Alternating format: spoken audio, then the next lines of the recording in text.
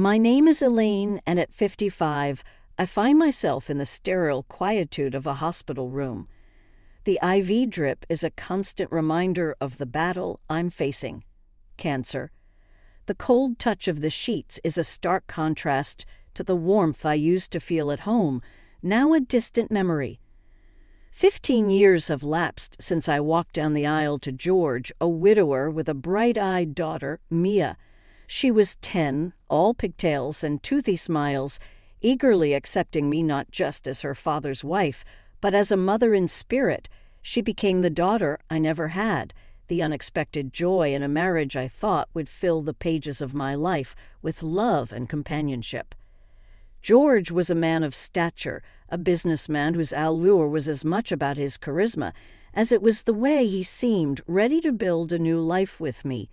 But time has a way of eroding facades, and his once tender patience gave way to relentless demands. I trudge home from my job as a financial analyst, a role that demanded precision and left little room for error, only to find a second shift awaiting me, a test of my domestic diligence. I was bound to fail in his eyes. I remember his exacting standards, the way he'd scrutinized the dinner table. "Elaine, is this the best you could do?" he'd ask, barely looking at the carefully prepared dishes before him. His words were like weights, each one piling on until I felt I could barely stand. Yet I continued to cook, clean, and care for him, even when my body screamed for rest. "Elaine, you need to take care of yourself, too," my parents would often tell me, but their advice fell on deaf ears. I was too caught up in the cycle of appeasement. During one of these silent meals, my cell phone vibrates, startling me from my thoughts. It's Mia. "Mom, how are you holding up?" I try to sound stronger than I feel. "I'm hanging in there, sweetie. How are you?" She's silent for a beat too long, and I know she's carrying a weight too heavy for her young shoulders. "I'm worried about you, Mom. Dad doesn't seem to care." Her words are a punch to the gut, but not unexpected. George's absence in these sterile white walls has been as loud as the blips on the monitors beside me. "Mia, love, I know. It's okay, we have each other," I say, the words tasting like a mix of sadness and resolve. There's a pause, and then her voice, laced with a quiet strength, comes through. "We do, and I'm here every step of the way. Don't worry about Dad. Worry about getting better." Her reassurance is the anchor I didn't know I needed.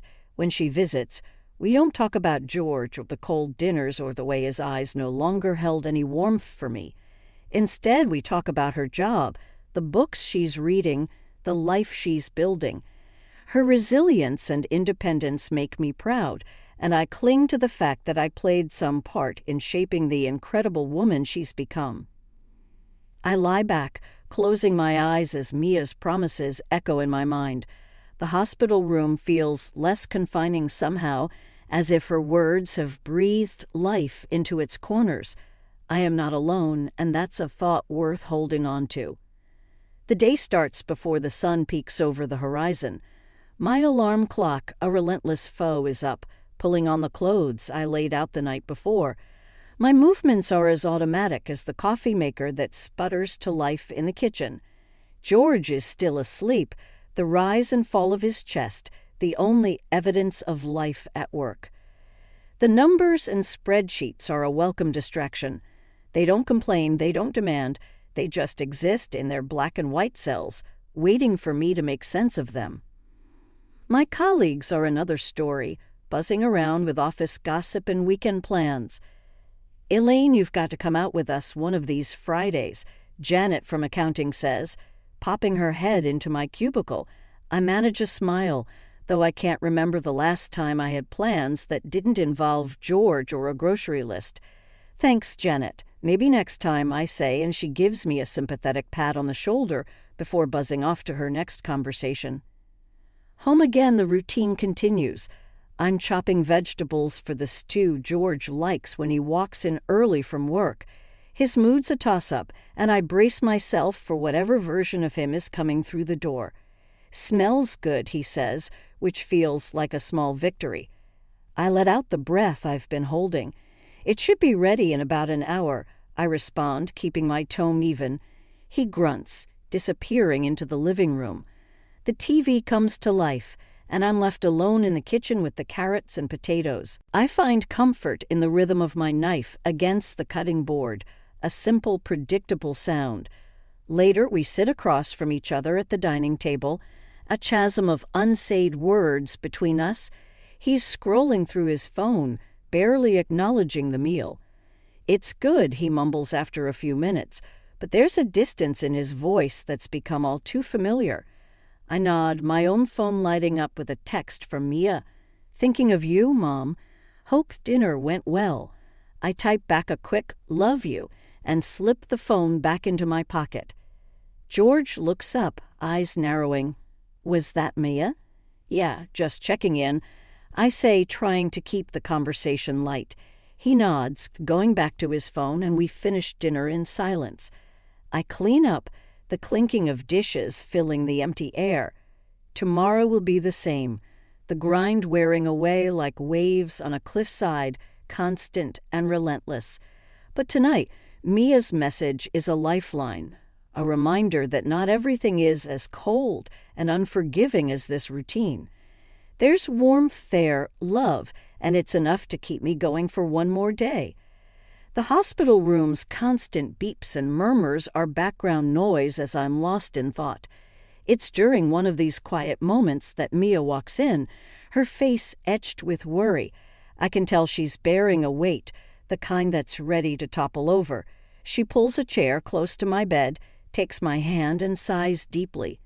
"Mom, there's something you should know," she begins, her voice a mix of anger and sorrow. I squeeze her hand, encouraging her to continue. "What is it, Mia?" "It's about Dad." She pauses, gathering her thoughts. "He has someone else." The words hang heavily between us. I had felt the presence of someone in our lives, an invisible intruder, but hearing it confirmed sends a chill through me. He introduced her to me, Mom. Mia's voice cracks, as his future wife. The air feels thick, like I'm breathing through cotton. I try to absorb the shock, to maintain some sense of composure for Mia's sake, but inside I'm reeling. When the word comes out as a whisper, "Last week he told me he was serious about her," Mia replies, her eyes not leaving mine, a silent apology in her gaze. There's a long pause as I process this betrayal. "Thank you for telling me, sweetheart," I manage to say at last. "How long have you known?" "Just a few days," she admits. "I didn't want to upset you, but I thought it's better you hear it from me." The dull hum of the hospital seems to fade into silence. I'm grateful for her honesty, yet the pain is sharp, unyielding. I nod, feeling an odd sense of calm amidst the turmoil.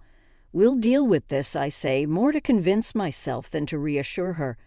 Mia leans forward, resting her forehead against our clasped hands. "I'm here for you, Mom, whatever you need." I draw a deep breath, my mind already turning. My husband's betrayal is a deep cut, but I won't let it be the end of my story. There's a plan forming, a way out of the mess he's made, and in this sterile hospital room with my stepdaughter by my side, I feel the first stirrings of a future where I am no longer in the shadows of a loveless marriage. I will rise from this with a cunning that's been honed by years of quiet observation. George may have underestimated me, but he'll soon learn. That's his mistake. I look at Mia, her strength becoming my own. "Let's start planning," I say, and there's a new determination in my voice.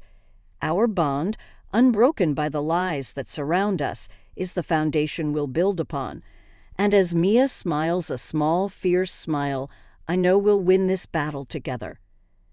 The next day, Mia arrives with her laptop tucked under her arm and a look in her eyes that says she means business.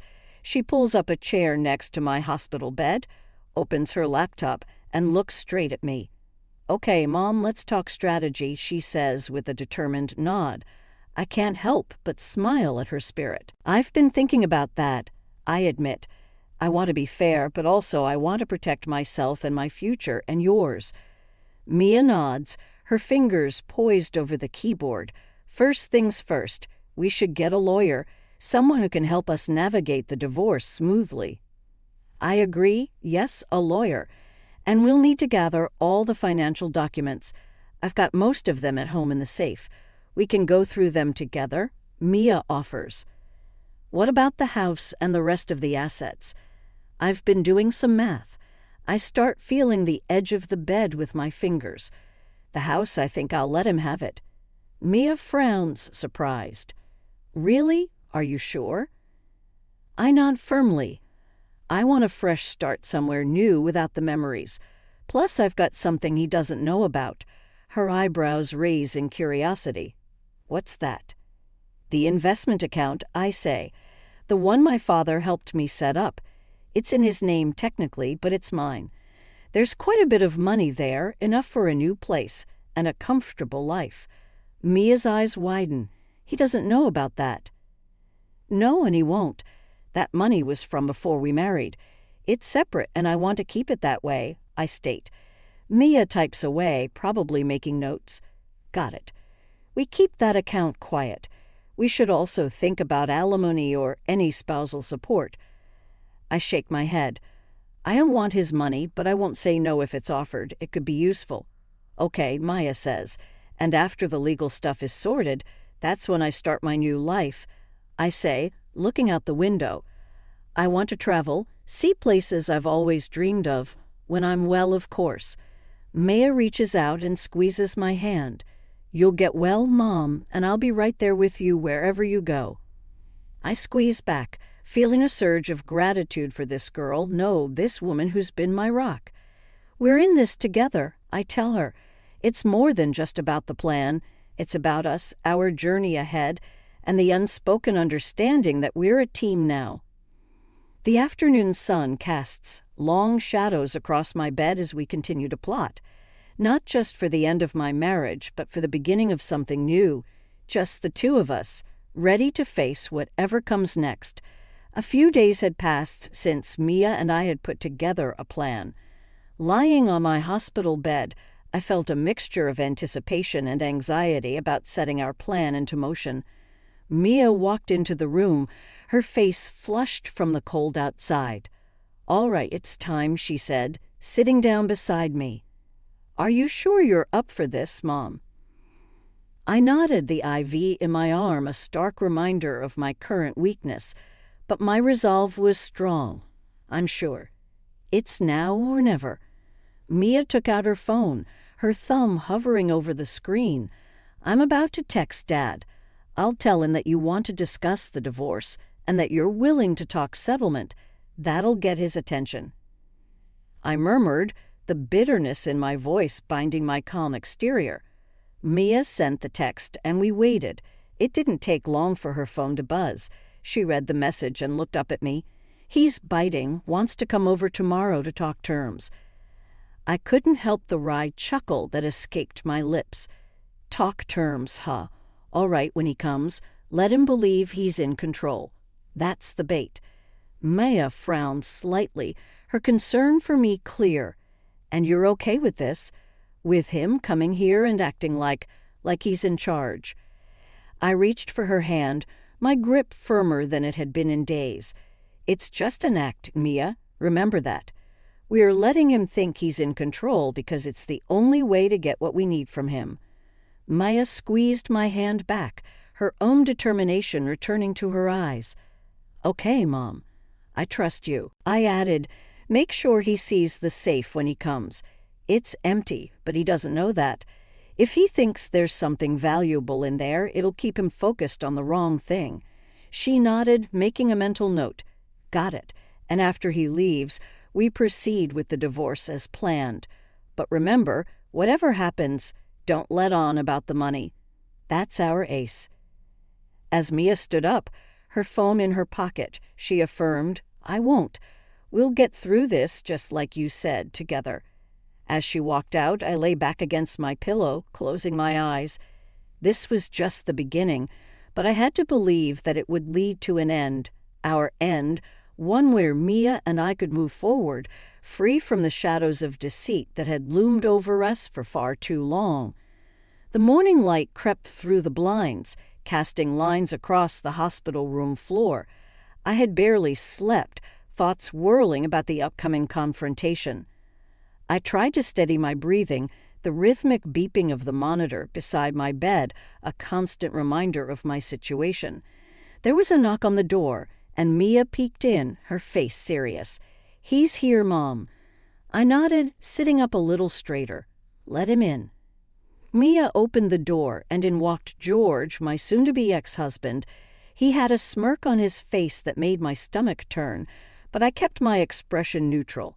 "Hello, George," I said, my voice steady.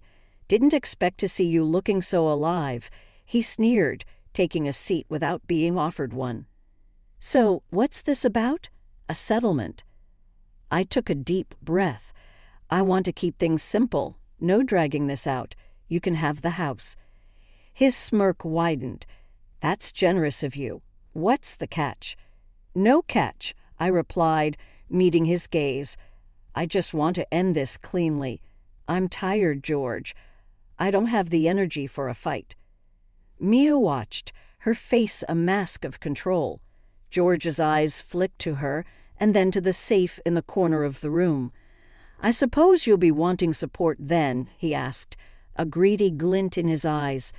I shook my head slightly. "No, I don't want your money. I'll manage on my own." He leaned back, looking suspicious. "What's your game here? You're giving up everything. What are you hiding?" "Nothing to hide," I said, allowing a hint of fatigue to seep into my voice. "I just want peace, George, and I think you do too," he snorted. "Yeah, peace with a young, beautiful woman waiting for me." Mia's hand clenched into a fist, but she didn't speak. "I hope she makes you happy," I said quietly. George stood up, looking around the room once more. "Fine, I'll have my lawyer call yours. We'll get this over with." As he reached the door, he paused and looked back at me. "You're a fool, you know that? Letting go of everything without a fight." I met his gaze, my own eyes clear. Maybe, but sometimes letting go is the only way to move forward. George shook his head and left, the door closing with a soft click behind him. Mia rushed to my side. "Are you okay, Mom?" I nodded, feeling a weight lifting off my shoulders. "I'm fine. It's done. Now we just have to follow through." Mia hugged me, her presence a comfort. "You're the bravest person I know." I hugged her back, allowing myself this moment of warmth. "Brave, maybe, but I'm not in this alone, am I?" "No, Mom," Mia whispered. "Not alone. Never alone." The ink on the divorce papers wasn't even dry when Mia dropped the bomb about the money. She was hesitant at first, biting her lip in that way she does when she's nervous, but I urged her on, knowing that whatever came next was just another scene in this absurd play my life had become. "Dad knows about the $3 million, Mom," Mia said, her voice barely above a whisper. I sighed, not surprised. I expected as much. What's his play? It didn't take long for him to make his move. The next day he was at my hospital room door, his eyes wide with a mix of greed and desperation. He knelt by my bed, taking my hand in his. "I've been a fool," he started, his voice trembling with faint emotion. "Please, let's put all this behind us and start over." I looked at him, really looked at him, and I felt nothing. It was liberating. I couldn't help but laugh, a genuine, deep laugh that I hadn't felt in years. "Start over," I said, pulling my hand away. "There's nothing to start, George. It's done." His face turned an ugly shade of red, the mask slipping. "You think you can mock me?" he hissed. "I'll take you to court. I'll take every penny of that money." "That money," I said calmly, almost enjoying this, "is safely out of your reach. It's in my father's name. There's not a thing you can do about it." His eyes bulged, and he spluttered, his anger a living thing between us. But before he could form words, security was at the door, alerted by the commotion. They didn't even need to speak. Their presence was enough. George's outburst was his final act, his curtain call, as they escorted him out. His shouts echoed down the hall, a pitiful sound that faded with each step. I leaned back against my pillows, a sense of peace settling over me. Mia, who had stood by the door, her face a mix of worry and anger, finally let out a long breath. "Are you okay, Mom?" I reached for her hand, a smile playing on my lips. "I am now, sweetheart. It's truly over." We sat in silence for a moment, the weight of the past lifting, leaving room for something new, something better. And as the door closed on the last vestige of my old life, I felt ready to face a new day. It was a clean slate, a true new beginning, and I was ready to write my own story. Life after cancer and George felt like stepping out of a long, dark tunnel into sunlight. I bought a house with a big garden, somewhere Mia could visit whenever she wanted, a place that felt like ours, truly ours. One afternoon, Mia and I were sitting on the porch, sipping lemonade and watching the sun dip below the trees. She had been helping me unpack boxes, turning the house into a home. Her laughter was a frequent sound here, echoing off the walls, filling spaces that had known too much silence. "You know, Mom," Maya said, her eyes scanning the yard, "I've never seen you this relaxed." I smiled, feeling the warmth of the sun on my face. "I have a lot to be thankful for. I beat cancer. I'm free of George, and I have you." She squeezed my hand. "I'm just glad you're finally putting yourself first. You always took care of me, even when I wasn't your responsibility." I shook my head. "You were always my responsibility, Mia. The moment I decided to be your mom, that was it. You were my family." Mia's eyes misted over, and she gave me a teary smile. "I'm glad he's out of our lives. I've never liked how he treated you, and now we don't have to deal with this drama anymore." The sun had almost set, and the sky was a canvas of purples and oranges. I stood up, feeling more alive than I had in years. "Let's go inside. I'll make us dinner, our favorite, spaghetti and meatballs." She hopped up, following me into the kitchen. "Can I help?" she asked, rolling up her sleeves. "Of course you can. Start by rolling the meatballs." We moved around the kitchen together, a dance we had perfected over years of cooking side by side. As I watched her hands, so much like mine, shaping the meatballs, a sense of contentment washed over me. This is what real family feels like, I thought. There were no harsh words here, no expectations or disappointments. Just me and Mia and a future we could shape into whatever we wanted. Our laughter and the aromatic scent of our shared cooking efforts filled the kitchen, and I knew deep down that this was what happiness felt like.